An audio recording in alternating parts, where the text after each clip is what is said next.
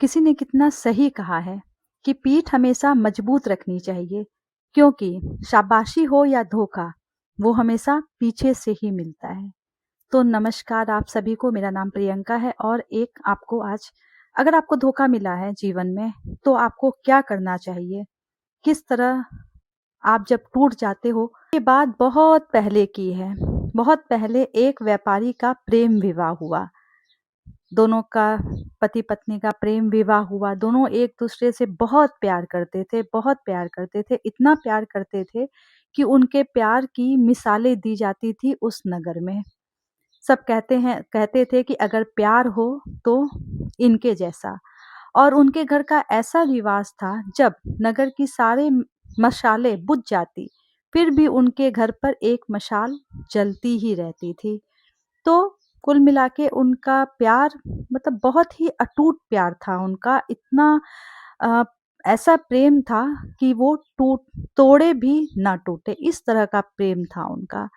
अब सारे नगर में उनके प्रेम की चर्चा थी, तो इस प्रेम की चर्चा पहुंची राजा के महल में। राजा रानी के पास उनके प्रेम की बात पहुंची। ये बात है जब राजा रानी अपने महल की छत पर खड़े थे। चारों तरफ अंधकार फैला था और उस अंधकार में वो आकाश को निहार रहे थे। जब उन्होंने छत से नीचे देखा तो पूरा नगर अंधकार में डूबा था, लेकिन एक घर था जिस पर मशाल अब भी जल रही थी। राजा रानी दोनों एक दूसरे को देखते हैं और दोनों में डिस्कशन शुरू हो जाता है। चर्चा होने लगती है उनके प्यार की, कि क्या कोई ऐसा प्यार भी हो सकता है जो इतना अटूट हो। अटूट प्यार हो सकता है क्या? इसकी जो मिसालें दी जा रही है, क्या वो प्यार सच्चा है?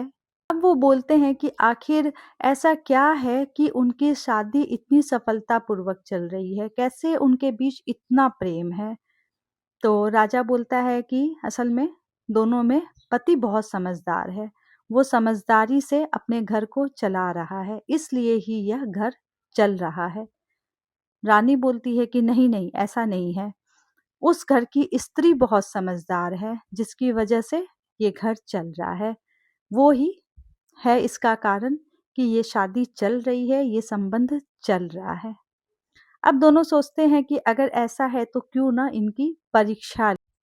अब प्लान होता है, राजा रानी विचार करते हैं कि इनके प्रेम की परीक्षा ली जाएगी।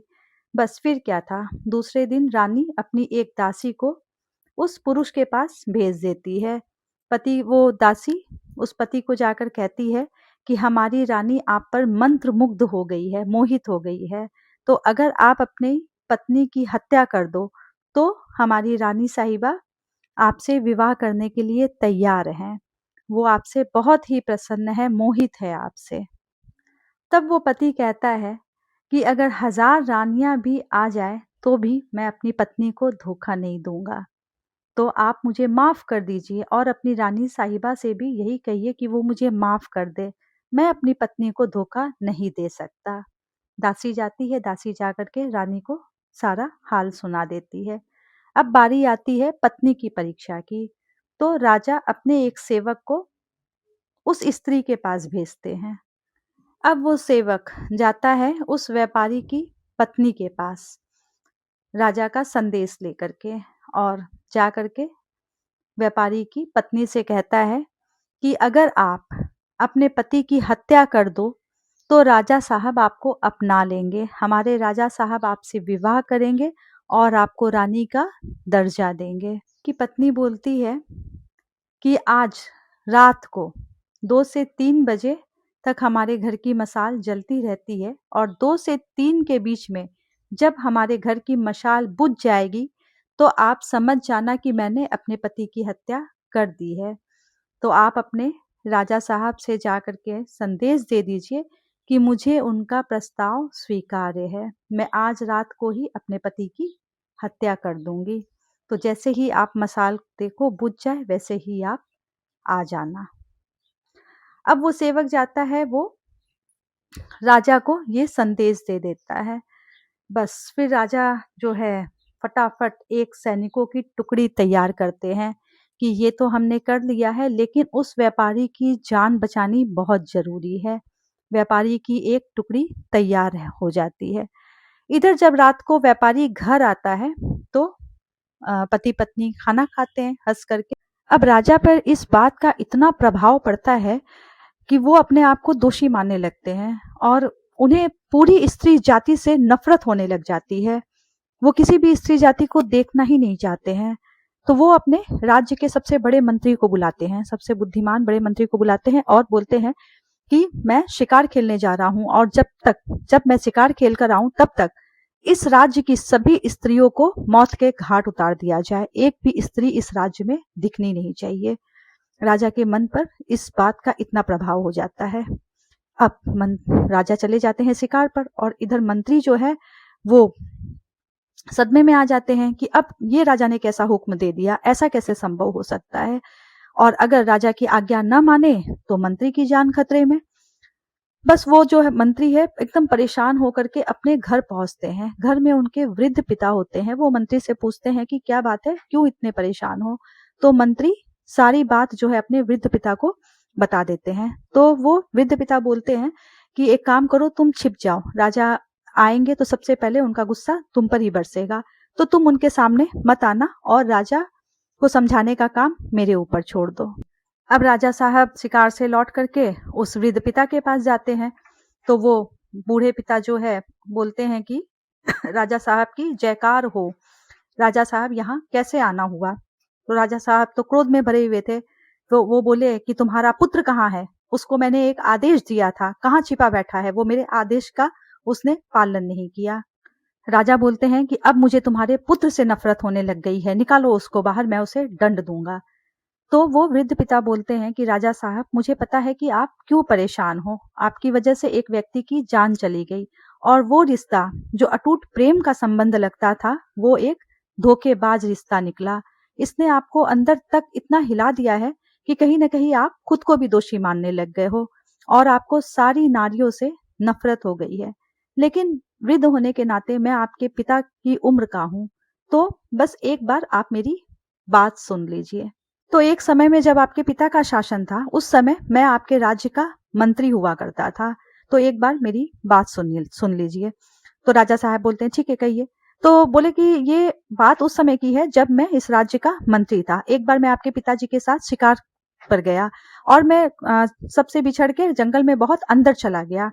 उसी समय एक योद्धा आया और उसने रस्सी से मुझे बांधा और मुझे घसीटते हुए वो एक कब्रिस्तान में ले गया। मुझे कुछ पता नहीं था कि मेरे साथ क्या हो रहा है। वहां जाकर उसने मुझसे 2 कब्रें खोदने के लिए कहा। मैंने कब्रें खोदी। मुझे तो पता था कि एक कब्र मेरे लिए ही खुद रही है, लेकिन ये दूसरी कब्र किसके लिए है। फिर वो योद्धा उसी खंडर में ऊपर गया। मुझे तो उसने घोड़े से बांध रखा था।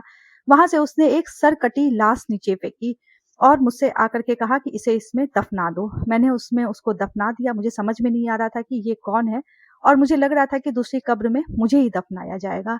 उसे दफनाने के बाद उस योद्धा ने अपनी पगड़ी हटाई तो मैंने देखा कि ये एक स्त्री है।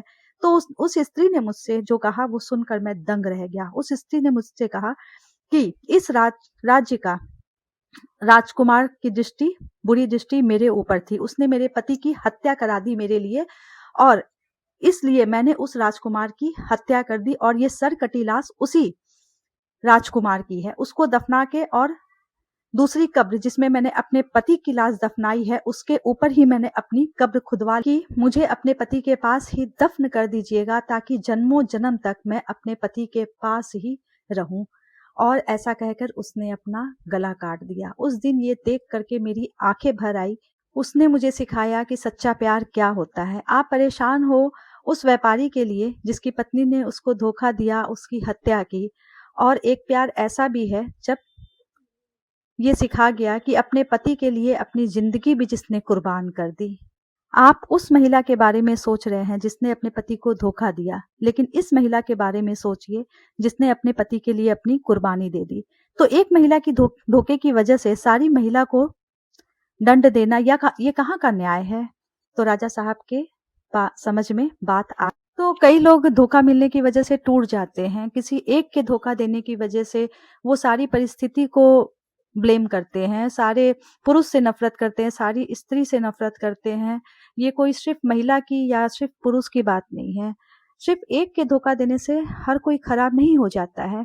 बल्कि दूसरे अच्छे लोग भी हैं। इस बात का विश्वास रखिए कि जहाँ बुरे लोग हैं वहाँ अच्छे लोग भी हैं और प्यार आपको ज़रूर मिलेगा, इसका विश्वास रखिए। और एक बात और इसके साथ कहना चाहूँगी कि अगर आपको सच्चा प्यार मिले तो उसकी कद्र कीजिए और इस तरह प्यार कीजिए कि दुनिया में आप मिसाल बनो।